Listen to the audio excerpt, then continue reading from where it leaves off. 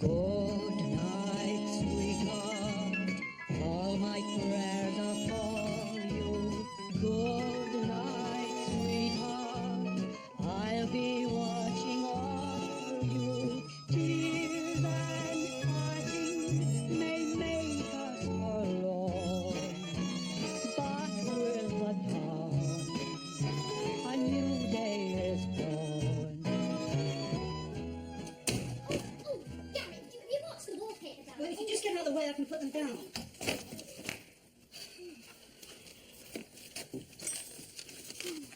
Oh, look at my nose. Can you wait till I get my sunglasses? I told you you should have worn sunblock. I'm stupid in sunblock. Whatever you say, Rudolph.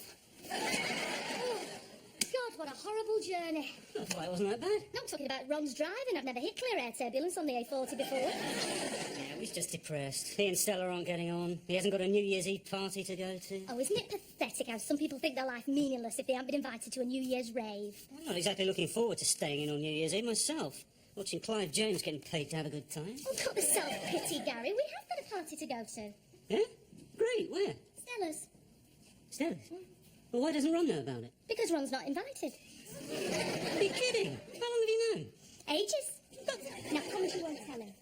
He's my best friend. Gary, a man's best friend should be his wife. No, I think you'll find that pride of place belongs to his dog. Very much.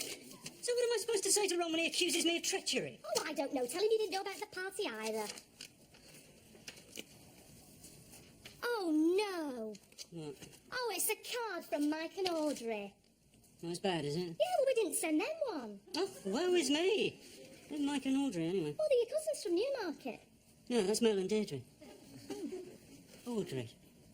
Hold on, wasn't Audrey that loud northern tart with the bleached hair who was sick at our wedding? Oh, no, I'm thinking of you. Don't you start on me just because Stella's giving Ron a hard time. Well, we're not exactly having a great time, are we? I mean, that wasn't the most romantic holiday we've ever been on. I take it you're complaining about the sex department. No, was there a sex department? I never found it. Where was it? In the basement, next to the health club? I've got more important things on my mind than your brief sexual requirements. What do you mean, brief? Oh, I'm sorry, Gary. I'm really fed up. Look, I've wasted my entire redundancy payout on that stupid skiing trip.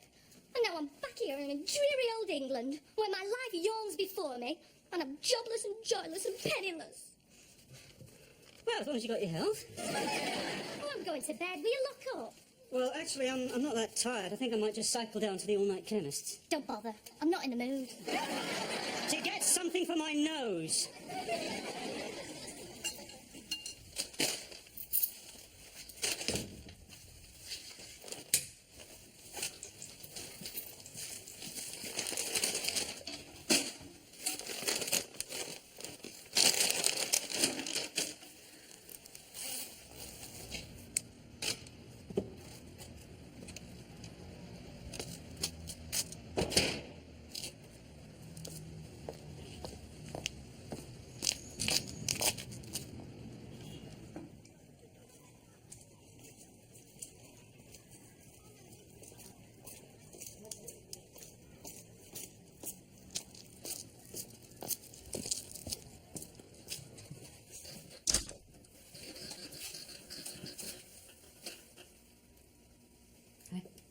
Gary.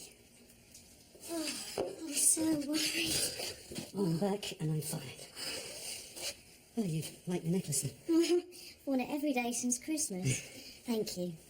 Oh, give it a drop of winter warmer. I bet the weather's a bit of a change from Singapore. Huh? Oh, yeah. Yeah, 100 in the shade. Managed to stay out of the sun as much as possible. Except for your poor nose, eh? Now, you better not show that on the street in the black hat. So, how are things out east? Well, let's just say they'll probably get worse before they get better. Still, Singapore will be all right, won't it? And what do they call it on the Pathé News? Pregnable. I think they probably said impregnable, actually. Oh, yeah. What does that mean, actually? Well, literally, it means can't get pregnant. It's hard to imagine the size of French letter you'll need to protect a fortified garrison. Gary? Which leads me to one of the purposes of my visit. Gary, I'm sorry, we can't. I've got someone staying. Who? Betty Harding. We're at school together. She's on leave from the WAFs. Well, where is she now? In the bath. Oh. Oh, well, she's enjoying her regulation 5 inches. I missed you. Oh, I missed you too. No, Gary, honestly, we can't. She's Donald's cousin. Oh. Oh, there's always Mrs. Bloss. I'm not that desperate. Anyway, you know how she feels about me entertaining ladies in my room. Still, I suppose if we don't make too much noise. I'm not making any promises I can't keep, Gary Sparrow. I can't stand it anymore. It's like the Russian front in here. You little squanderbug. You don't think I'm wrong? Not doing my bit. You're doing more than a bit for my morale. Come and drink your cocoa while it's still warm. They're calling up single women, you know. While you were away, they announced all single women were to be called up for military service or to work in the war industries. Well, so what? You're not single? I act like I'm single, though, don't I? Oh, poor old Donald's a prisoner of war. Phoebe, we've been through all this. You've got nothing to feel guilty about. What we're doing isn't hurting anyone, is it? Married women can volunteer, though. Loads have. Maybe I ought to. Well, not if you don't want to. Only the thing is, Gary, I couldn't bear it if they sent me away somewhere and I couldn't see you whenever you're free.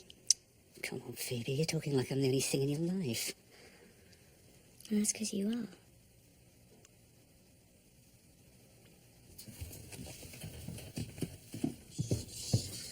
As quietly as I can.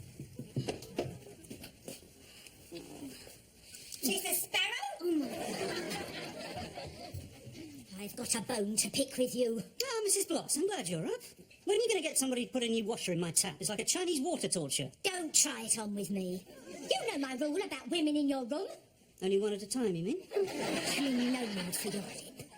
This is a flagrant act of immorality. And as for you, Mrs. Bamford, I heard everything, you know. Those bed springs were twanging away like George Formby's ukulele. For God's sake, you George Formby are others. And you were burning both bars of your electric fire. Don't you want to win this war? Phoebe, you've gone outside. I'll catch you up. I've told you before about going into my room.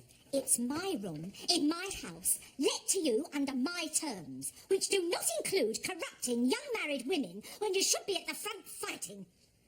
You're just taking advantage of me because I'm a woman on my own. Well, maybe we should ask why Mr. Bloss can't stand to live with you.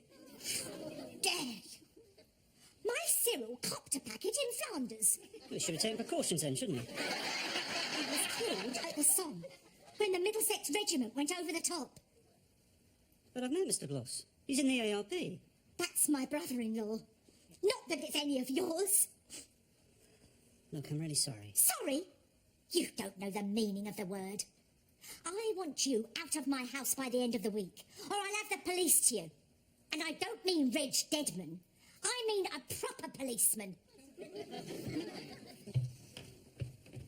This is a very common problem among the... Oh, it's not busy. Well, you said you were going to an all-night chemist. I didn't expect you to stay there all night. Yeah, well, I just ran into somebody I knew. We went for a drink. Oh, yeah? Who? Mike. Micah? Well, Audrey's Mike. You remember? Yeah. As soon as I saw him, I thought, oh, yeah, I remember him. He used to play centre-half for the old Cricklewoodians. Anyway, he's having a lot of trouble with his Achilles tendon, so we were just discussing this ointment. That's enough, Gary. I can't take all this excitement on top of Anne and Nick. I see you're still in that happy holiday mood. Well, I better get going. I want to get all the stock on the shelves this morning. Oh, why don't I come with you? Eh? Well, I'm at a loose end and I could help you today. And I've still got a driving licence. Yeah, but the East End's dangerous. No, I'd be worried about leaving you alone in the shop if I had to pop out for a sandwich or something. Oh, don't be silly, Gary. I mean, I'm not made of porcelain. At least the East End's got a bit of life to it. I mean, the highlights of the day around here is 5 o'clock when Cost Cutters reduces the price of its perishables for a quick sale.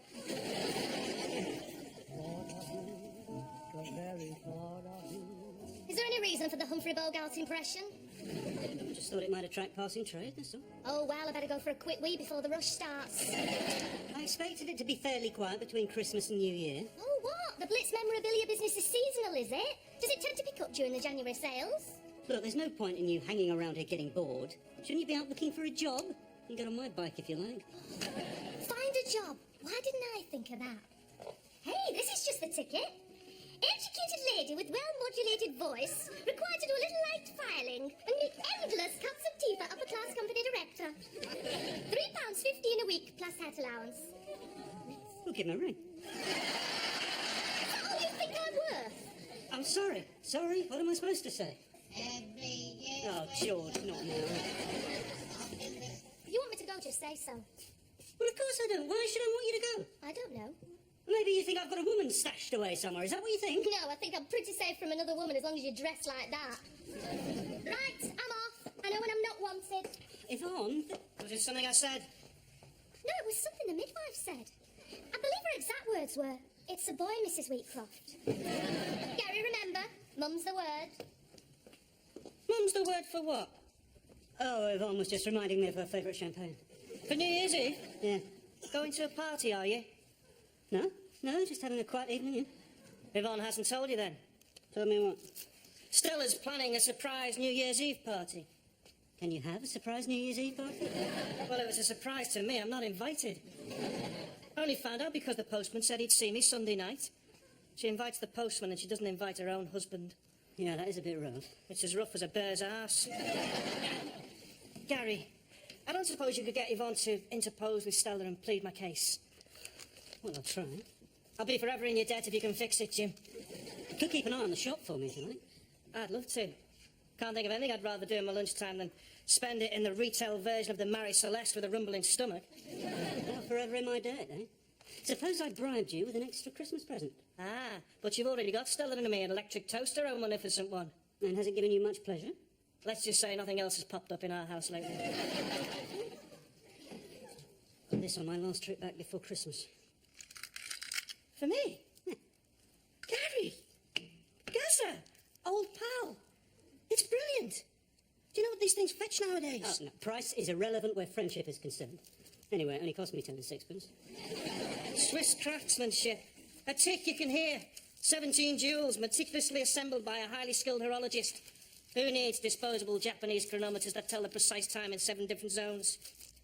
The only thing is, it's running an hour fast. Yeah. No, it's not fast. It's just set for 1941. You see, they had British summertime all year round there. They were always an hour ahead. Oh, yeah, why was that then? Well, 2 reasons. A, the lighter evenings help reduce the number of road accidents in the blackout. And B, it will enable me to see the new year in with both Phoebe and Yvonne. TTFN.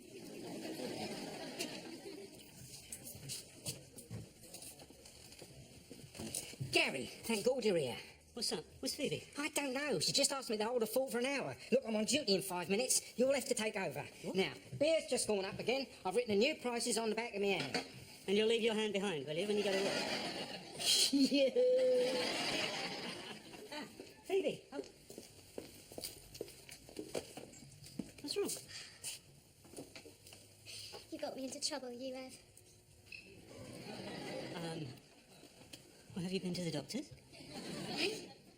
Oh, the labour exchange. Why? Mrs. Bloss's brother-in-law's the deputy manager.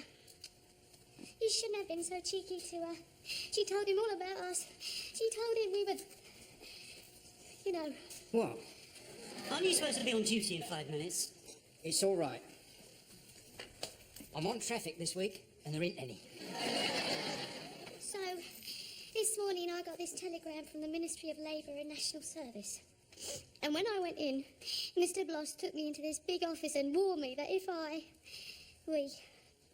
you and me, you know. Well, I don't know. It's embarrassing. Oh, look, this is about you two carrying on. Everyone knows about that. Then what did he say? He said single women have to join up. And if I'm going to behave like a single woman, and a loose one to boot, he'll see to it I get conscripted. He said the Royal Artillery are looking for young women to man the Agag batteries in Grimsby. Don't cry, Phoebe. The Royal Artillery are a fine body of men. Phoebe, he can't do that. He says he can. He says he's got discretion under the regulations. He says if we stop seeing each other, he'll lose my file in the pending. But if we carry on... Carrying on? Then my feet won't touch the ground. Thought it was your feet not touching the ground got you into this trouble. Reg! Please. I don't know what to do. If we can't see each other... No, don't worry. I'll go and talk to Mrs. Bloss. Well, that won't get you very far. You mocked her, Cyril. She'll never forgive you for that. Thank you for that constructive comment, Reg. She's a very proud woman. Do you know, she's never claimed halfpenny of her war widow's pension, even though she's entitled. It's only when you come to think about it, because she hates taking in lodgers. I'm leaning on a lamppost at the corner of the street in case a certain little lady passes by.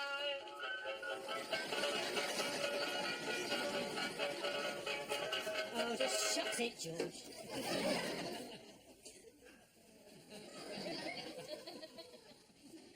I don't suppose we've had any customers. Customers? I've been rushed off my feet. 5 seconds after you left, that Steven Spielberg came in with his whole design team. He's making a new war film and he wants your entire stock. I charged him $500,000. I hope that's enough. If your late husband had been killed fighting for king and empire, why wouldn't you claim your war widow's pension? I'd give in. What's the answer? I don't know either. I've only just worked out the question.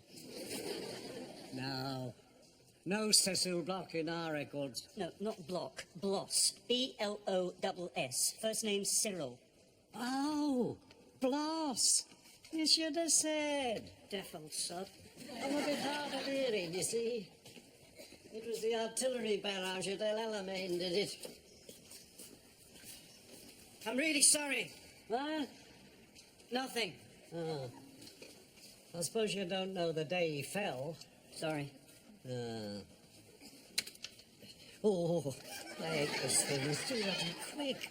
Do me out of a job, it will. Makes you think, doesn't it? What? How lucky we are. In years gone by, every generation of British male has known that sooner or later their mettle would be tested in the heat of battle. But not us. Well, you speak for yourself. I've lived through the Blitz. And I've got doodlebugs to look forward to. Unless you get called up in time for D-Day. Oh, here we are. 2 Blosses. Henry and Cyril. Both joined on the same day, giving the same address. Probably brothers. Very astute. It says here, though, they both survived the Great War. Oh, that's good news, isn't it, Ron? Wonderful news, Gary. So what became of the Bloss brothers? John Belushi died of an overdose. Oh, well. Look, I've just wiped the entire 3rd Battalion off the computer. Oh, look. Here we are. Henry went back to Whitechapel. Cyril went to live in Luton. Then in 1963, Henry passed away. Cyril's record lapsed in 1967. When he died? No, when he became a hippie and moved to San Francisco. Do you know, I think I remember Cyril at one of our reunions. A game little fella he was, yeah. Demon at the Okey Cokey. Brought his wife with him, too. Oh, very chic little French lady she was. Probably met her over there. More than likely. Thanks very much.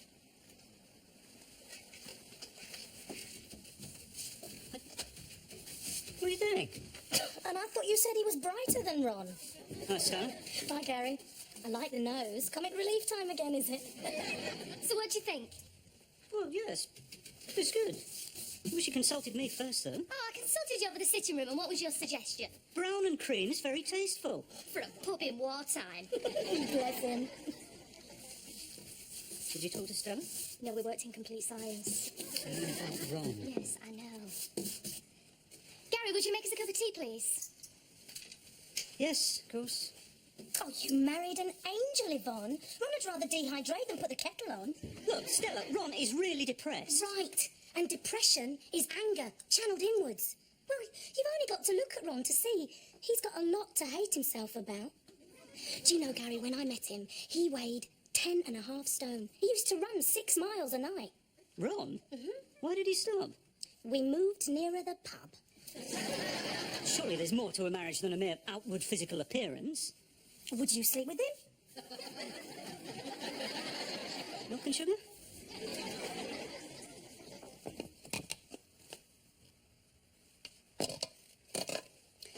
Well, cheerio then, Mrs. Bloss.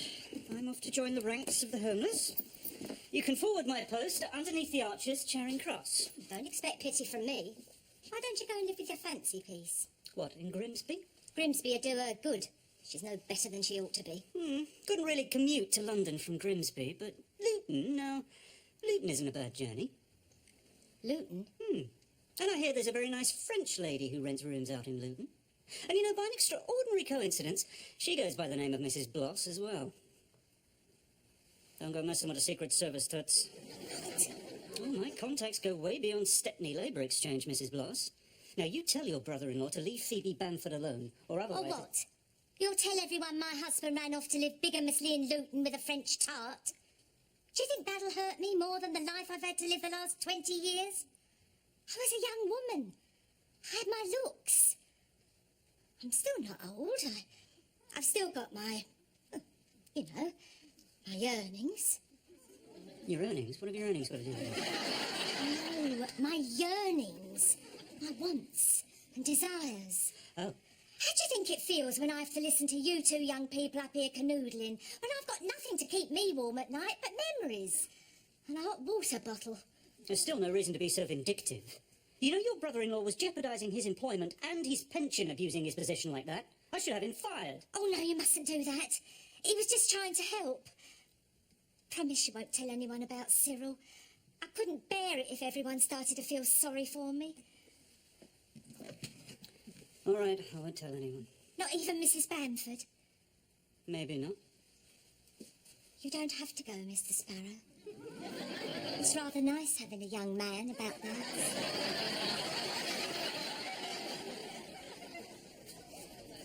Phoebe! It's okay. Everything's cool. Cool. What do you mean? Look. Sorry, I mean, tickety-boo. Oh, carry on. Well, I'm not at liberty to say, but the next time we're at Mrs. Bloss's and you feel the spirit move you, don't feel you have to keep everything buttoned up. Oh, no, I'm not going there again. But, Betty's gone back to her unit, so when everyone's gone, how about you and me go upstairs and stoke up the fire? And, Well, I'd love to, Phoebe, but I've got to get back to HQ by 1 Akema. But it's New Year's Eve. Well, the Japanese don't work the same calendar as us. As far as they're concerned, it's the 15th of Ying Pong Ting and business as usual. You'll have a drink, though, won't you? See the new year in. Well, of course I will. Come here. Oh, I can't help myself, anyhow. People make allowances on New Year's Eve. You made any New Year's resolutions yet?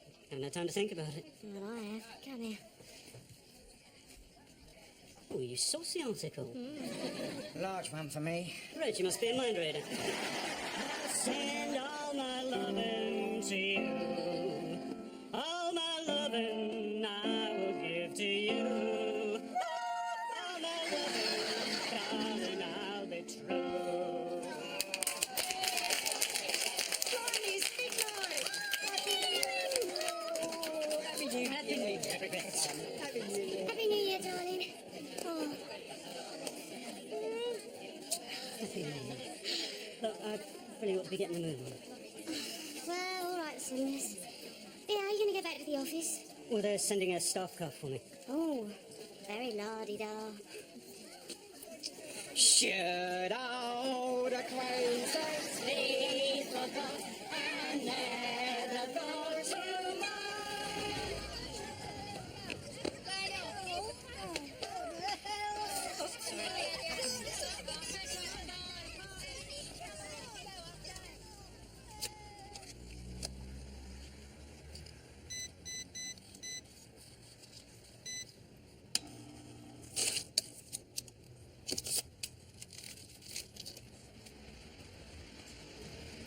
Minicab for Sparrow?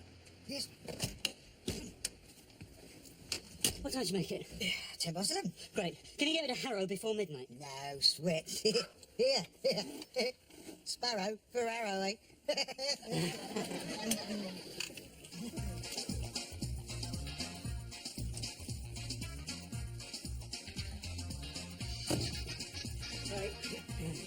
Sorry.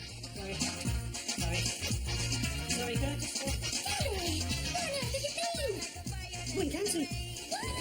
Well, on business, of course. Look. Oh, go away. You know what Ron's friends are like? And where is Ron? I don't know. You don't mean Stella went through with this band? No, of course not. She told him he could come on. He hasn't shown up, so she went out to find him. Stella! Himself? No, I tried all his usual haunts, but nothing. Oh, Scouse Pillar! You know, he begged me to invite him. Now he's probably lying plastered in some edge.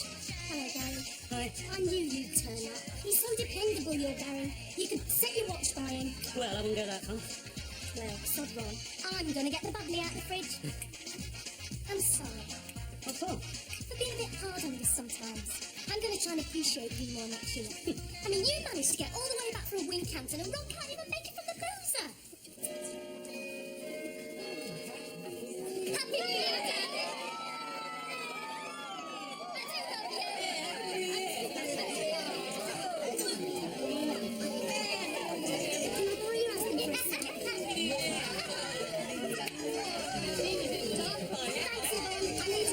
Well, don't mind me, I'm just a sex object. Stella, I am so very sorry. What the hell happened to you? And it better be good. My watch stopped.